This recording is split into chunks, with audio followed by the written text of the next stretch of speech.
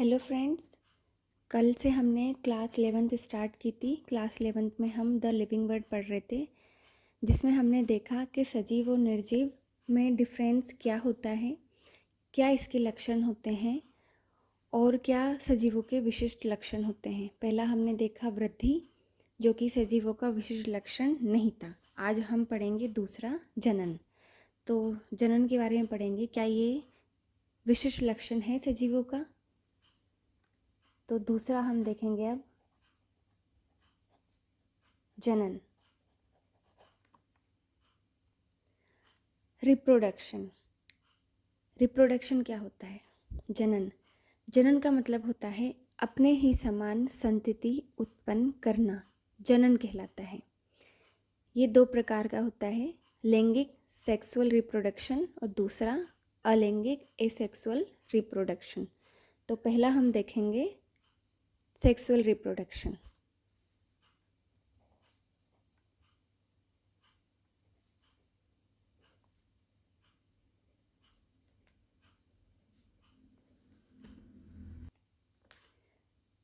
दो विपरीत जनक की आवश्यकता होती है। किसमें? सेक्सुअल रिप्रोडक्शन में। दो प्रकार के जनक। दो प्रकार के कौन से? नर और मादा। नर में नर युग्मक और मादा में मादा युग्मक।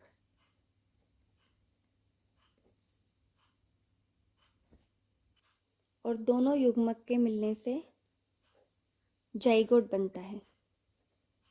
ये एन होते हैं युग्मक, जो जाइगोट बनेगा वो होता है 2n। और इसी से नया जीव या संतति बनेगी। सेक्सुअल अपन पढ़ रहे थे, सेक्सुअल रिप्रोडक्शन, जिसमें दो विपरीत जनक की आवश्यकता होती है। जनन क्या होता है?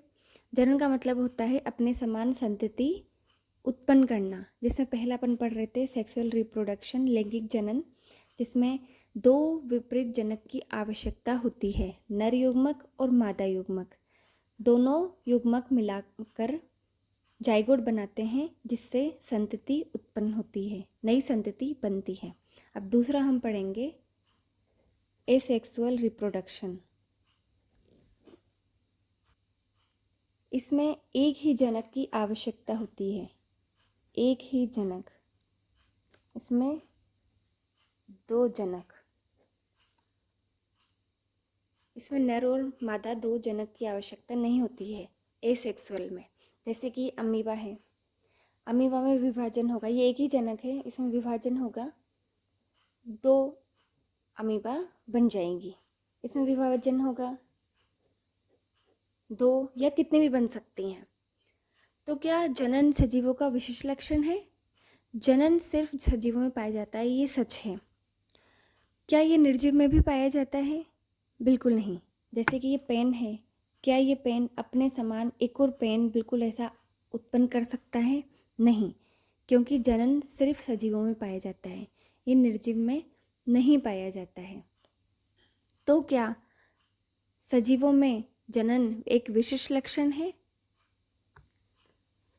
नहीं। क्यों? देखते हैं। सजीवों में जनन पाया जाता है, निर्जीव में नहीं। फिर भी ये विशिष्ट लक्षण नहीं है। जनन सजीवों का विशिष्ट लक्षण क्यों नहीं है, ये हम देखेंगे। क्योंकि जनन जो है सभी सजीवों में नहीं पाया जाता। विशिष्ट लक्षण का मतलब क्या होता है? जो लक्षण जो है वो सभी सजीवों में पाए जाए, ये नहीं कि कुछ में पाया जा रहा है और कुछ में नहीं पाया जा रहा है। तो वो कौन से सजीव हैं जिनमें जनन नहीं पाया जाता है? जैसे है खच्चर, जिसे म्यूल कहते हैं, बंधिये कामगार मधुमक्खी, इसमें जनन नहीं होता है। बंधी मनुष्य, कुछ मनुष्य, कुछ नर या कुछ स्त्री ऐसे होते हैं जो बच्चे पैदा नहीं कर सकते हैं, तो उन्हें बंधी मनुष्य कहते हैं। तो ये जनन नहीं कर सकते हैं, यानी कि कुछ सजीवों में जनन नहीं पाया जाता है। और विशिष्ट लक्षण क्या होते हैं? जो सभी सजीवों में पाया जाए, यानी कि जनन सजीवों का विशिष्ट लक्षण नहीं है। सजीव होने के बाद भी जनन नहीं, इसलिए इसमें विशिष्ट लक्षण नहीं पाया जाता है। तो हमने देखा जनन क्या होता है। जनन का मतलब होता है अपने समान संतति उत्पन्न करना, जिसमें पहला पढ़ने पड़ा लैंगिक जनन, सेक्सुअल रिप्रोडक्शन। दो जनक होते हैं, मतलब इसमें दो जनक की आवश्यकता होती है, पहला नर और मादा। ये दोनों मिलकर जाइगोट का निर्माण करते हैं, जिससे नई संतति बनती है।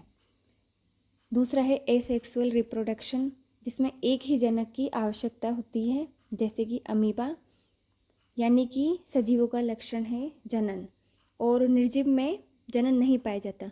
फिर भी ये विशिष्ट लक्षण नहीं है। क्यों नहीं है?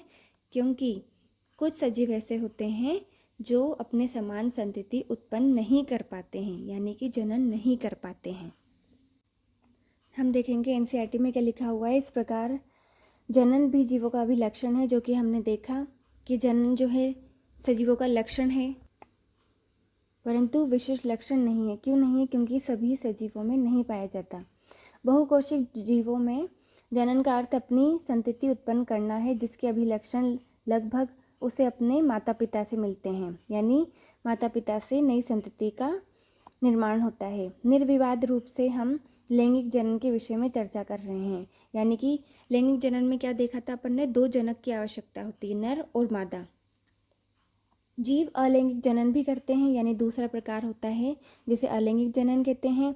फेजाई यानी कि कवक में लाखों अलैंगिक बीजाणुओं द्वारा गुणन करती है। क्या करती है? ये अलैंगिक जनन करता है कवक, जिससे लाखों बीजाणु बनते हैं। इसको हम समझेंगे अभी, और सरलता से फैल जाती है। निम्न कोटि के जीवों जैसे यीस्ट तथा हाइड्रा में मुकुलन द्वारा जनन होता है। प्लेनेरिया में वास्तविक पुनर्जनन होता है, अर्थात एक खंडित जीव अपने शरीर के लुप्त अंग को पुनः प्राप्त कर लेता है। चलिए इसको अपन रजिस्टर में समझते हैं। हमने एनसीईआरटी में जनन में लाइन देखी कि बहुकोशिक जीवों में जनन का अर्थ है अपनी संतति उत्पन्न करना। बहुकोशिक जीव कौन?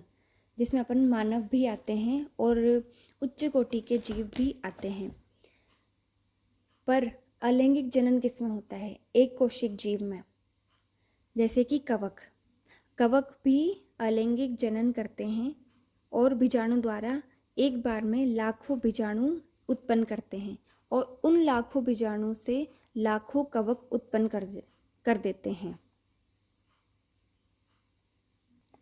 जैसे कि हम शैवाल में देखेंगे, शैवाल, मौस, कवक, इन सभी में विखंडन द्वारा जनन होता है। जैसे कि शैवाल लिया अपन ने, स्पाइरोगाइरा।